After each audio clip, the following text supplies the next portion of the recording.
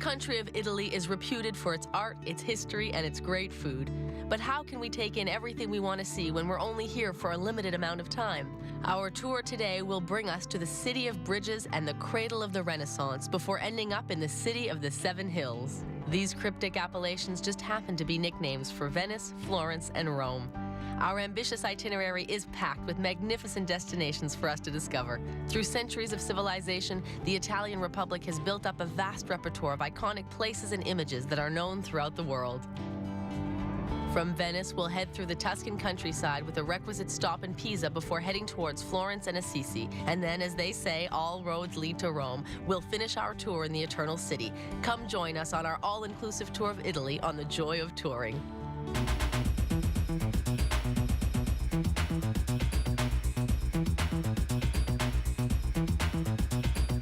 We first touched down at the Marco Polo Airport, named for the merchant traveler born in this glorious city of Venice. We're greeted at the airport by our bus driver and our guide, who will remain with us throughout the entire journey.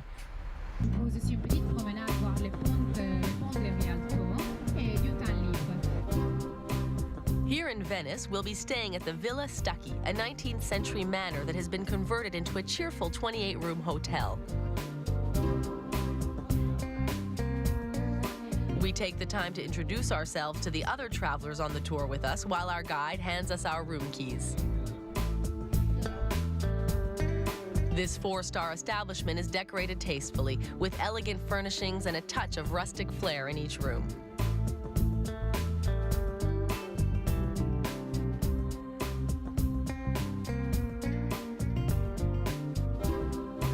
A spacious, modern bathroom makes us feel right at home. Our first meal on Italian soil is being prepared, and our mouths are watering. La Cucina Italiana doesn't let us down. We're served succulent pasta with plenty of red wine to wash it down. But the main course is still to come: grilled meat and a traditionally made pizza.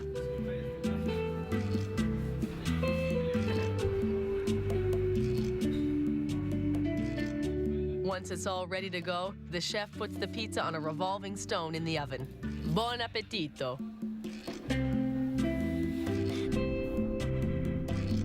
Well fed, we get back on the bus as night falls. Our group is in a celebratory mood as we reach the port of Venice. And what better way to explore the city than a nocturnal excursion in a private boat?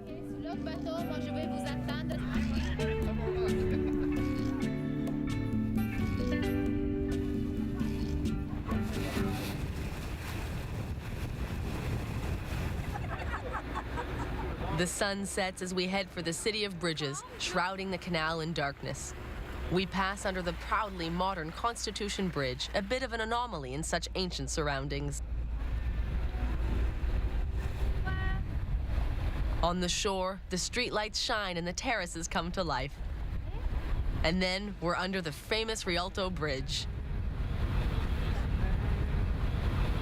Surrounded by gondoliers and the lights of Venice, we look up, only to realize that we're floating by the magnificent church of Santa Maria della Salute. Our night visit continues on dry land with a tour of the celebrated St. Mark's Square with its legendary buildings, the Doge's Palace and the old procuracies.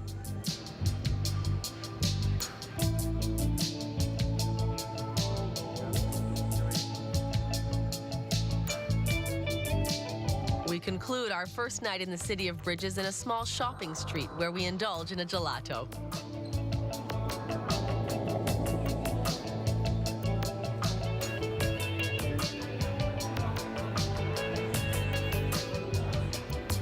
Before heading back to our hotel, we linger in Venice under the soft light of the street lamps.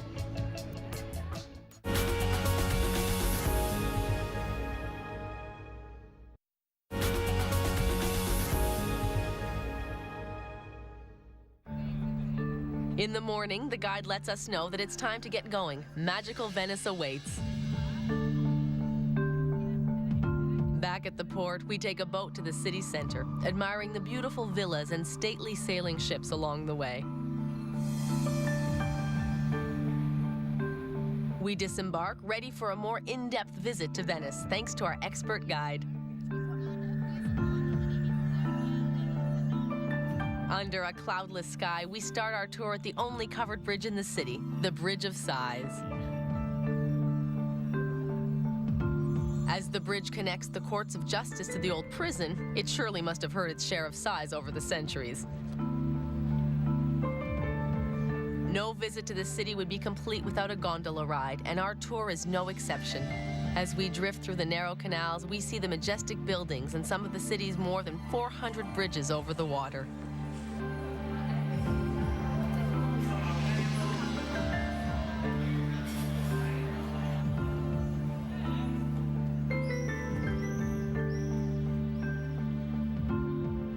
This is also a great opportunity to get a glimpse of daily life for Venetians who inhabit this UNESCO World Heritage Site.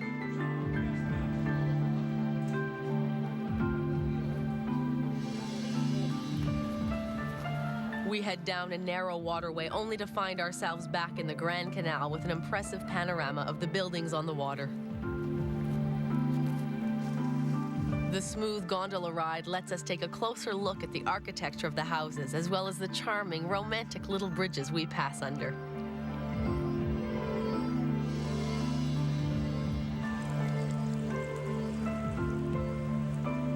While a gondola ride is the epitome of romance, the profession of gondolier is demanding and requires much agility. We take these last few moments of our gondola ride to capture a few Venetian scenes on film.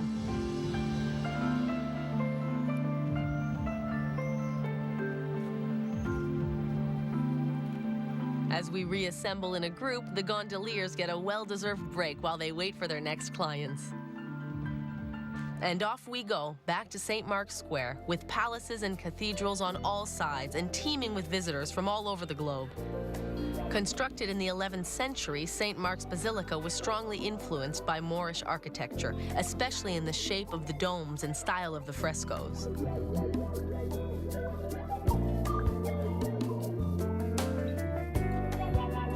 The gilded horses that stand before it were brought from the Byzantine Empire in the 13th century. Right beside it, the Doge's Palace is a masterpiece of Gothic design. In addition to being the residence of the Doge, the elected ruler of Venice, it was also the City Hall and the Court of Justice that is connected to the prison by the Bridge of Sighs. On St. Mark's Square's north side is the Procurati Vecchi, the old procuracy, where the city's dignitaries lived. The Campanile, or bell tower, from which Galileo supposedly carried out his astronomical observations, is the most iconic monument in the square. Under the Venetian flag, we leave St. Mark's Square to explore the charming labyrinth of tiny streets that crisscross the city.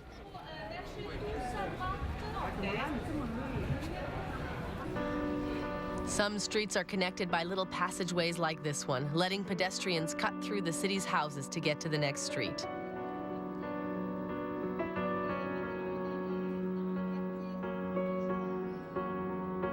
You really have to have a compass in your head to keep track of where you are. For this part of the tour, it's extremely fortunate that we have an experienced guide.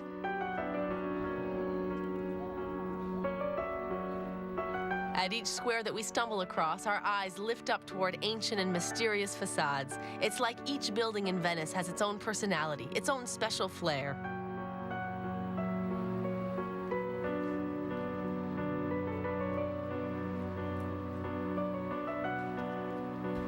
However, some are more well-known than others, such as this one, the Teatro La Fenice.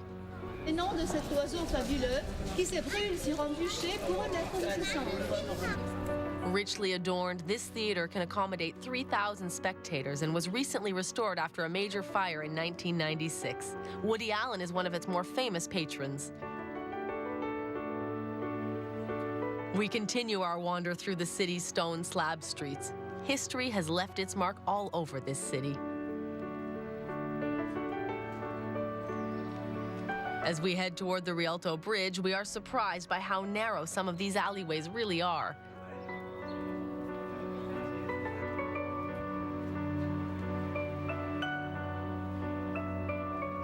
We pass by the external staircase of the Palazzo Contarini di Bovalo with its dainty archways.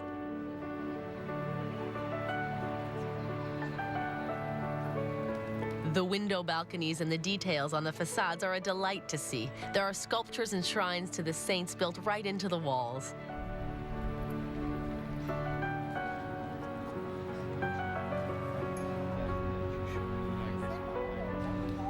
At a set of docks, our guide tells us the story of the famous Rialto Bridge, one of the most visited monuments in the city. The bridge has spanned the Grand Canal for over 12 centuries, bringing Venetians to the Rialto market on the eastern bank. As water is everywhere in Venice, we're back on board a boat. We leave the city's canals and head into the waters of the lagoon. 7 kilometers north of Venice, our boat nears the 4 islands that make up the city of Burano. The town's 3,000 inhabitants are the proud descendants of fishermen. Their homes are brightly colored so that the fishermen could distinguish them easily in the region's heavy fog. These days, inhabitants are required to repaint their houses the same color annually. Walking through these colorful streets, it's impossible not to fall under Burano's charm. Its shops are full of Venetian artifacts, including Murano glass beads from the neighboring island and Venice carnival masks, so iconic of the city of bridges that has been celebrating the carnival annually since the Middle Ages. But the island has its own specialty. It made a name for itself in the 15th century by producing the finest lace in all of Europe, and vestiges of that proud tradition still remain. Our next stop is Murano, another island in the Venetian lagoon, famous for its blown glass. At one time, the region's glass blowers were all situated in Venice, but in the year 1201, they were obliged to move their furnaces to Murano to mitigate the constant threat of fire. There are still over 100 artisans who blow glass on Murano, and each one fiercely guards his trade secrets, which have been passed down from father to son for centuries.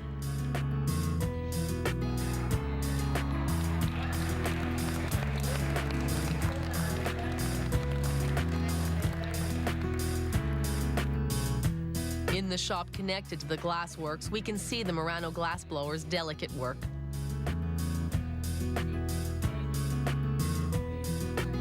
During the Renaissance, they supplied the nobles of France, Austria, and Italy with magnificent decorations and jewels. We look around and make a few purchases before heading back for our last night in Venice.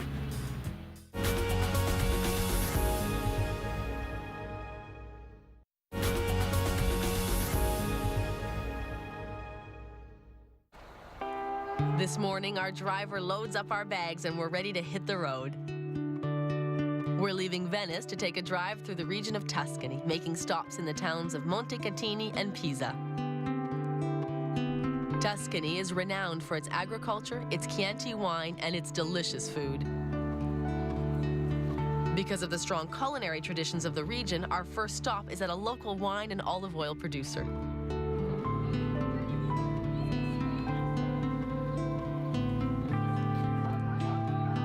We have time for a couple of photos before starting our tour of the establishment. Le dernier passage, c'est la pour séparer l'eau de l'huile.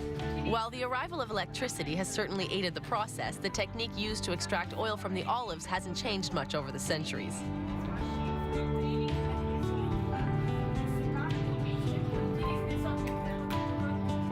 Walking through the olive trees, we can see the branches weighed down with olives, ripening in the sun.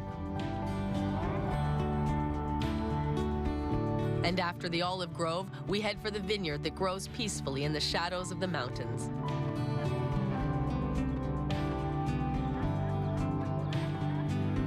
When our tour wraps up, we take our places at the table for a meal of local products paired with a well-deserved glass of Chianti.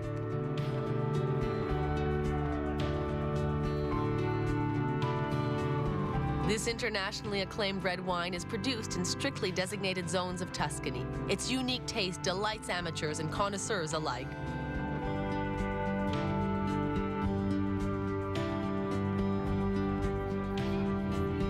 The rustic meal includes many local specialties, from the appetizer to the dessert. Tuscan cuisine is known for its richness of flavor and its garden-fresh produce. Because the region is so fertile, the local culinary traditions are both accessible and delicious. Cured meats occupy a major place at the Tuscan table, and we appreciate them as only hungry travelers can. To our adventure. Before getting back on the road, we pass by the shop to pick up at least one of everything we just ate, from the crackers to the wine. Getting back on the road, the group is jubilant. Is the wine getting to our heads? No, we've just set our course for Pisa, and the sun is shining. Pisa is built on the banks of the Arno River, and yet, when we think of the city, there's usually only one thing that comes to mind: the bell tower of the Pisa Cathedral, that famous Leaning Tower of Pisa.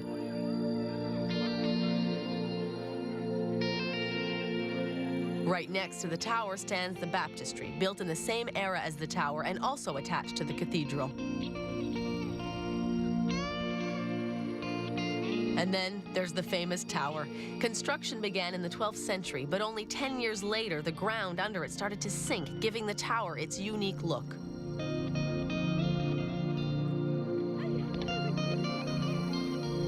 At 8 stories high, the tower's columns are made of Carrara marble. It is said that Galileo conducted some of his famous experiments here, proving his theories by dropping cannonballs from the top of the tower.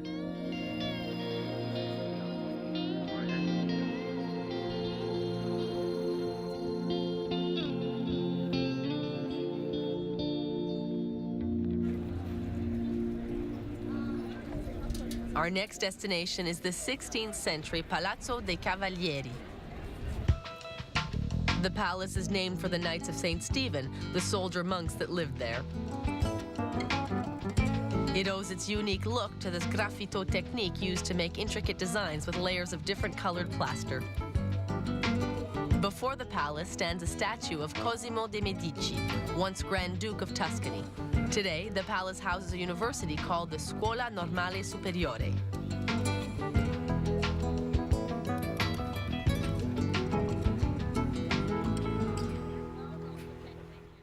Florence is one of the artistic capitals of the world and one of the most beautiful cities in Italy.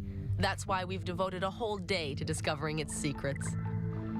Spreading from the imposing Santa Maria del Fiore Cathedral, the capital of Tuscany owes much of its magnificence to the patronage of the powerful Medici family during the Renaissance.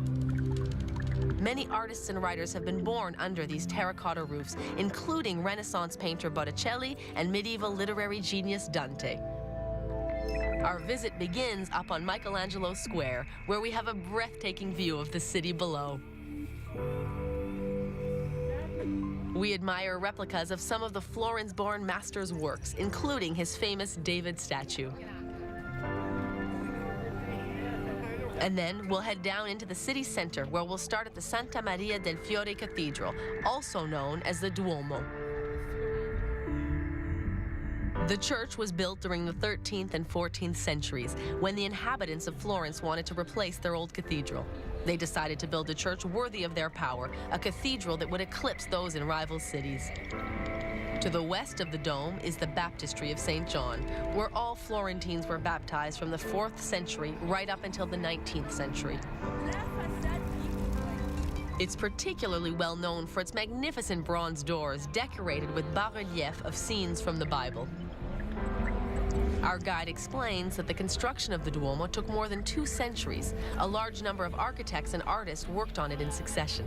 Some of the cathedral's more famous contributors include Giotto, Donatello, and Michelangelo.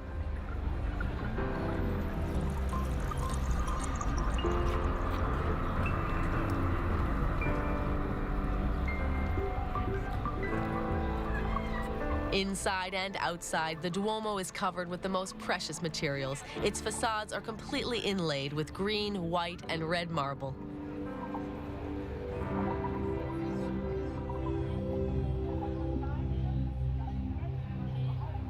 We leave the Duomo behind and head for the Piazza della Signoria, the heart of Florence during the Renaissance.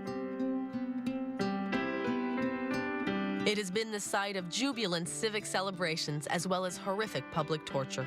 The L-shaped square is surrounded by the majestic facades of historical buildings.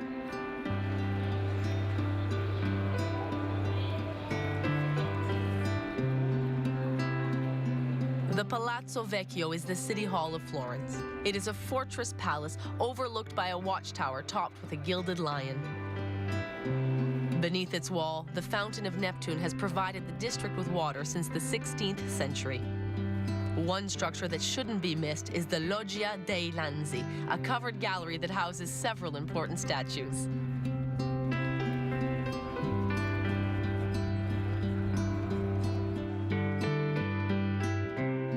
The windows of the surrounding buildings are breathtaking in their design and detail. We can only imagine the enormous effort that went into their construction at a time when all work was done by hand. We stroll on the banks of the Arno River toward the oldest bridge in Florence, called the Ponte Vecchio, built in the 14th century. Incorporated into the bridge's design was a row of merchant shops, which are still occupied by boutiques selling jewelry and art.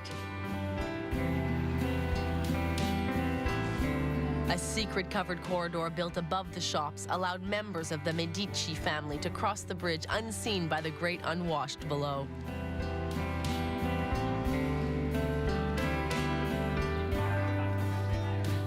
A bust of Benvenuto Cellini, master goldsmith of Florence, sits on a pedestal at the center of the bridge. In Italy, locks are a symbol of eternal love. Lovers come here and lock them to the bridge before throwing the key into the rushing waters below. On the riverbank stands the Palazzo Pitti, named for the Florence banker who built it. The Medicis later bought it and turned it into one of their principal residences. Today, the palace belongs to the state and houses 6 different museums. It's a real treasure trove filled with paintings, jewels, and other precious items from a bygone era.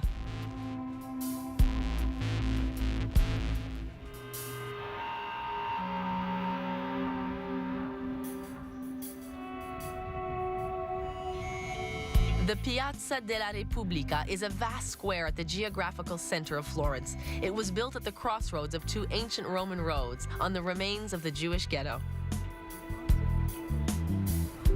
Surrounded by cafes and elegant restaurants, we're now in what is considered the fashionable part of town.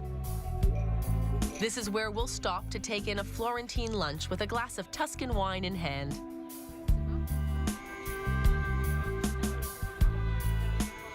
Here's to la dolce vita italiana.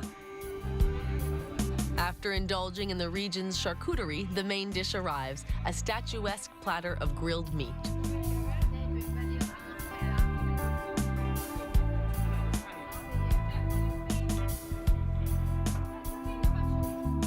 We head back to the hotel, zigzagging through the animated streets of Florence and anticipating our journey to Rome.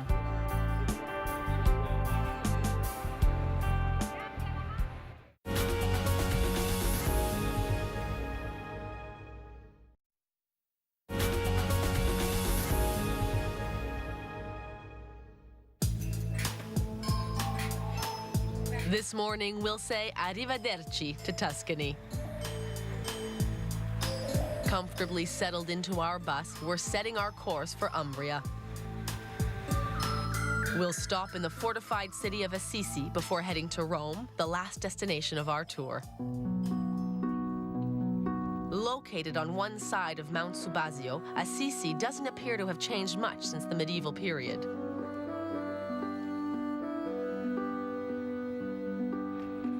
Assisi is first and foremost a destination for pilgrims that come to the St. Francis of Assisi Basilica, built on the tomb of the celebrated holy man.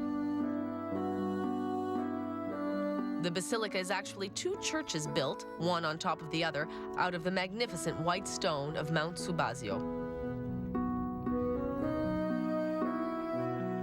An imposing staircase connects the 2 churches, which are both excellent examples of medieval art and architecture and are filled with religious artifacts from that period.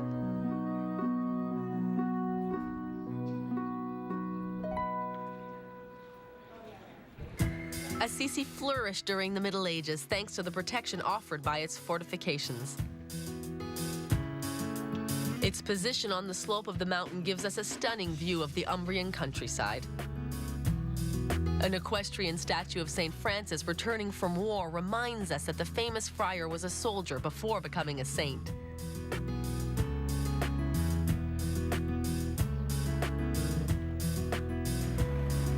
We explore Assisi's rich past simply by wandering through its steep streets and picturesque alleyways.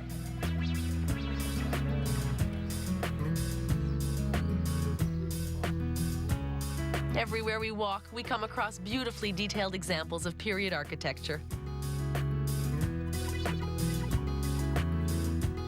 This city receives 6 million tourists per year, 90% of whom are pilgrims.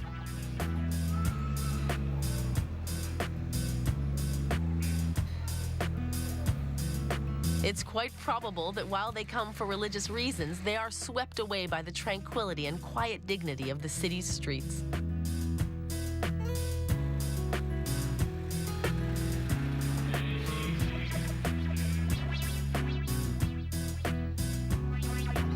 In any case, the colorful frescoes sprinkled throughout remind us that we are in a very religious city.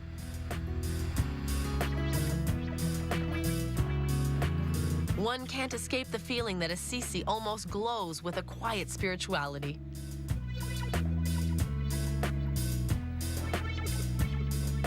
We head up the steep staircase to the Piazza del Comune. The square has been the city's main gathering place since antiquity.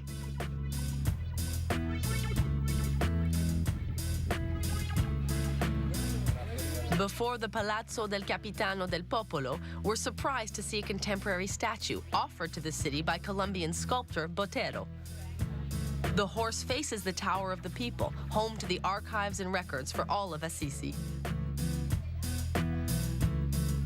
The Piazza del Comune is a great place to get a glimpse of daily life in modern Assisi.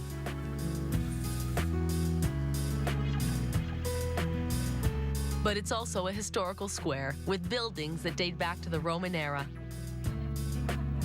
One example is the Temple of Minerva, built over 2 millennia ago. Today it houses the Catholic Church of Santa Maria sopra Minerva. Before leaving Assisi, we have a look at the basilica dedicated to St. Clare, a disciple of St. Francis and another native of the city. We're now on our way to our last destination, Rome. To get there, we drive through the region of Latium, known for its green and golden fields.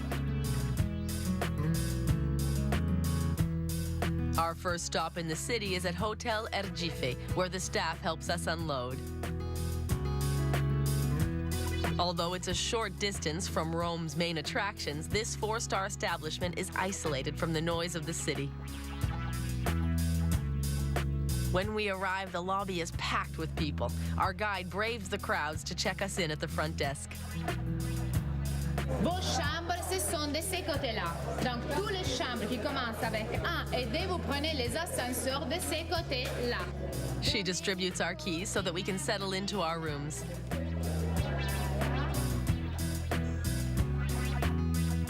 The modern rooms are clean and bright. The minimalist decor doesn't detract from the room's comfort, which includes all the conveniences one would expect from a 4-star hotel. All in all, it's a great headquarters for our stay in Rome.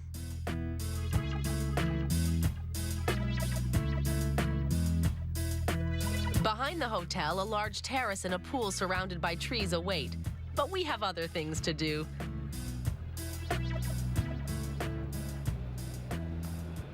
As night falls, we leave the Ergife for a meal in the heart of Rome. The name of our restaurant, Grotta Azzurra, which means blue cave. The decor certainly is cave-like. The traditional Roman food on the menu has been reinterpreted for 21st century tastes. Local specialties are on the menu at this charming restaurant, where the fresh ingredients and attentive service win us over from the very start.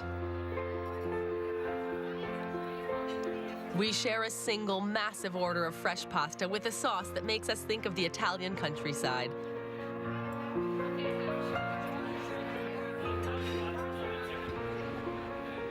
We're done with our meal, but our evening isn't over yet. After sunset, we go for a tour of Roman landmarks, which are even more unforgettable at night.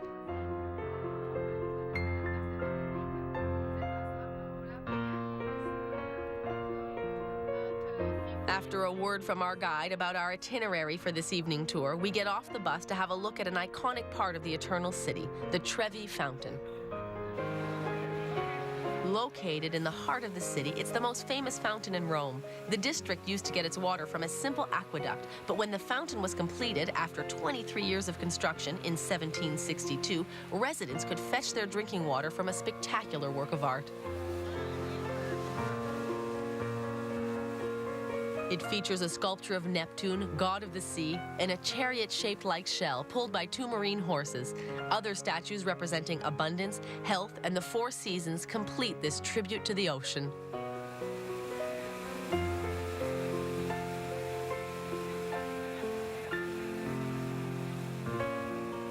It's a local tradition to throw 2 coins into the legendary fountain, one to make a wish and the other to ensure that one day we will come back to Rome. We follow our guide back to the bus and start off toward our next destination, the Piazza San Pietro. Situated in front of St. Peter's Basilica, it was designed as 2 columned arms, outstretched to embrace the crowds of Catholic pilgrims.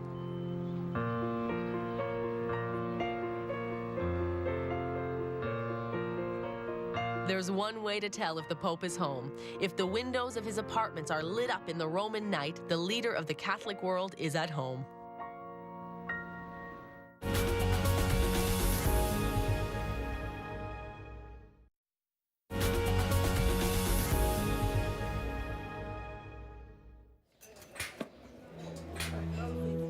The sun rises on our first day in Rome, a perfect day to explore the city on foot.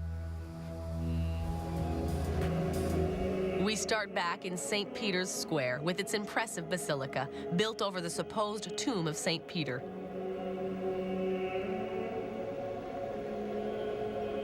Finished in 1626, it took over a century to build, with a succession of great artists contributing to its design, including Raphael and Michelangelo, who built the massive dome. In the middle of the square stands an obelisk brought back by Emperor Caligula from a battle in Egypt.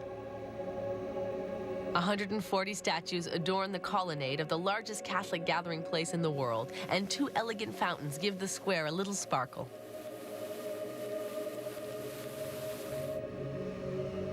We leave the Vatican behind and head across the river to discover the statue of Giordano Bruno, a monk burned at the stake in the year 1600 for his heretical opinions, which watches over the Campo dei Fiori. The lively square's main attraction is the outdoor market, where fresh produce is on offer every day except Sundays. In the evenings, the district's trendy bars are the main attraction. So much color and excitement is rather at odds with the former purpose of the Campo dei Fiori. The square was once an execution site.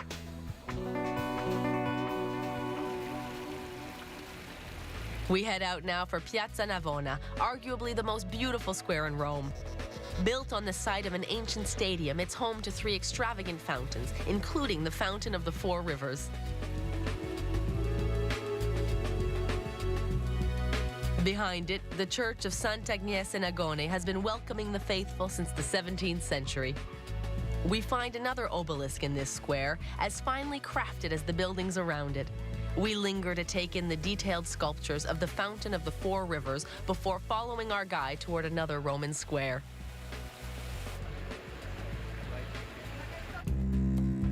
Even from afar, the Piazza Venezia seems imposing.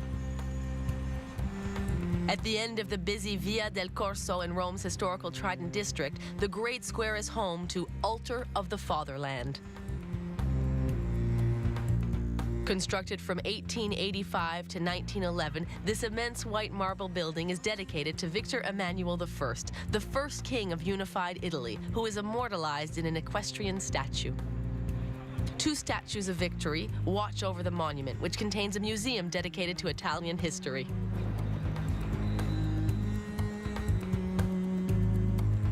At the top of the majestic stairs, guards watch over the tomb of the unknown soldier, and nearby an eternal flame burns in the memory of those who were lost in the wars. While it is certainly magnificent, the Altar of the Fatherland is not the only attraction in Piazza Venezia. It is bordered by 2 palaces, including the Palazzo Venezia. Now transformed into a national museum, this building used to be the general headquarters and the private residence of infamous dictator Benito Mussolini during the Second World War. We delve into the animated streets of the district in the knowledgeable company of our experienced guide. We steal ourselves away for the climb up the Capitoline, one of the 7 Roman hills.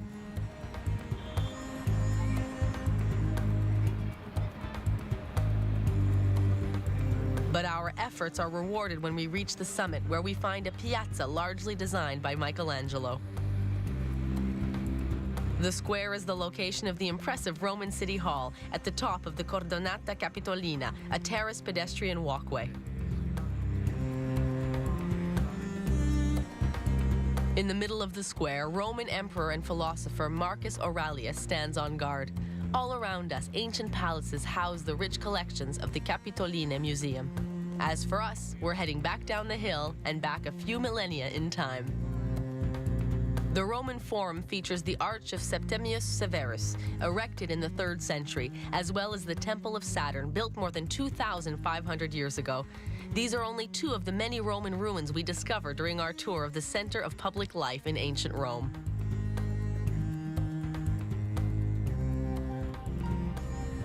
When exploring ancient Rome, one can't escape the influence of Roman mythology. Built 2,000 years ago, the Pantheon was erected in honor of all the Roman gods. It owes its survival through the centuries to Pope Boniface IV, who converted it into a church in the 7th century. Its large portico is supported by 16 monolithic granite columns. We enter through the enormous bronze doors. The vast, round interior is decorated with rich materials from ceiling to floor.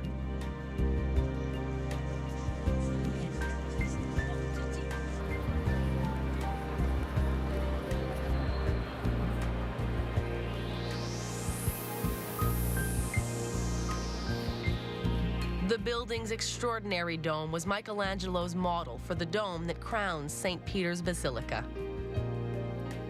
As the Pantheon is a church, visits are not allowed during Mass. However, outside of services, we're allowed to go inside and drink in the centuries of religious history.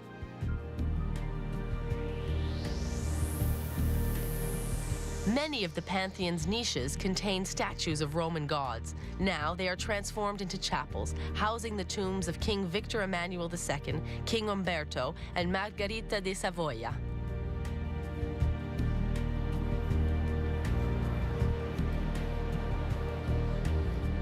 Further on, the tomb of painter Raphael has the extreme honor of being displayed in the Pantheon. After spending some time in this contemplative, spiritual place, we'll head for a more lively location. The Piazza di Spagna is named for the Spanish embassy, built here in the 17th century. The monumental Spanish steps, which connect the piazza to the Trinizia del Monte church above, are a popular gathering place for young Romans.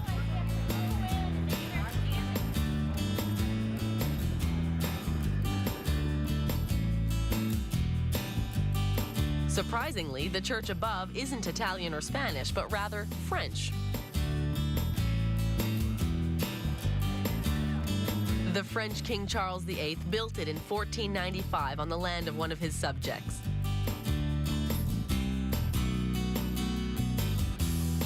The French influence is quite conspicuous. Even the Egyptian obelisk that stands before the church is crowned with the famous French fleur de lis. To this day, the church has been maintained and served by the Vatican's French cardinal priest.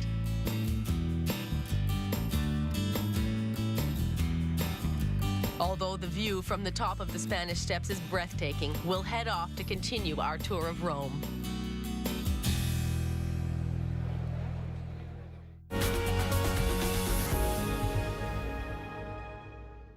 Many Roman monuments are recognizable around the world, but none more than our next destination.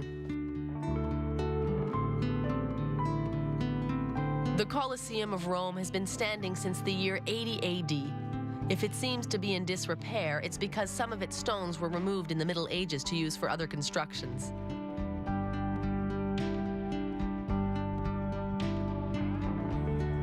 between 50 and 75,000 spectators could fit in the stands, which were built to separate the various social classes. Because of its immense capacity, it was important for the Colosseum to be filled and evacuated quickly. In Roman times, all 80 of the ground floor arches were used as entranceways.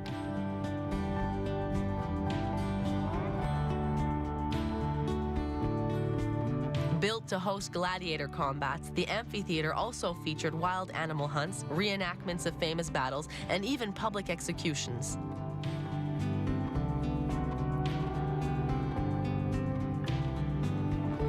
The floor of the arena is made of wood covered with sand. Underneath, numerous tunnels and cages housed the animals, gladiators, and equipment used in the Colosseum.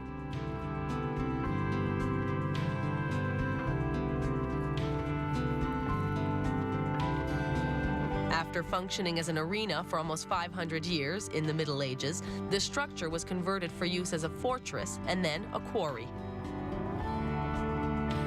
Despite the ravages of time, we are mesmerized by the place. We can almost hear the cheers of the crowds of ancient Rome.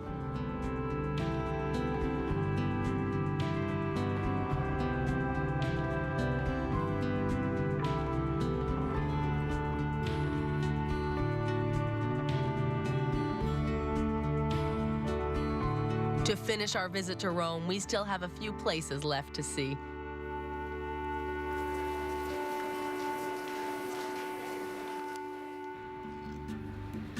The Piazza Barberini is located on Quirinal Hill. In the middle, the water of the famous Triton Fountain sparkles in the sunshine.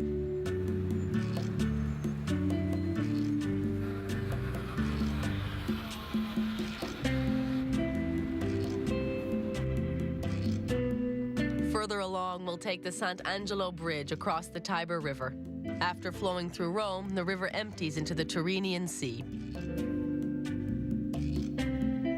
On its bank stands the Palazzaccio, seat of the Italian Supreme Court. The building is so elaborate that when it was built in the early 20th century, the Romans suspected governing bodies of corruption.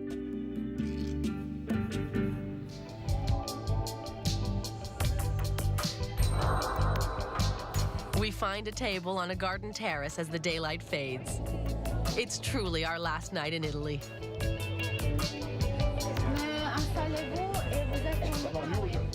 Over an excellent dinner, we take the time to say goodbye to the eternal city. The local sparkling wine called Spumante flows freely. We raise our glasses to our tour that is coming to an end.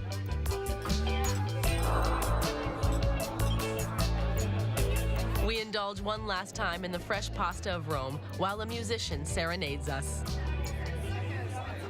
How heartbreaking it is to have to say goodbye.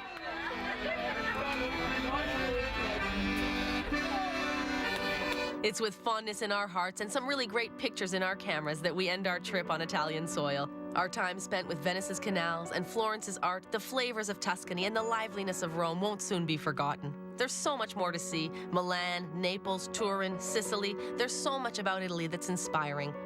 This is not goodbye, but arrivederci until next time on The Joy of Touring.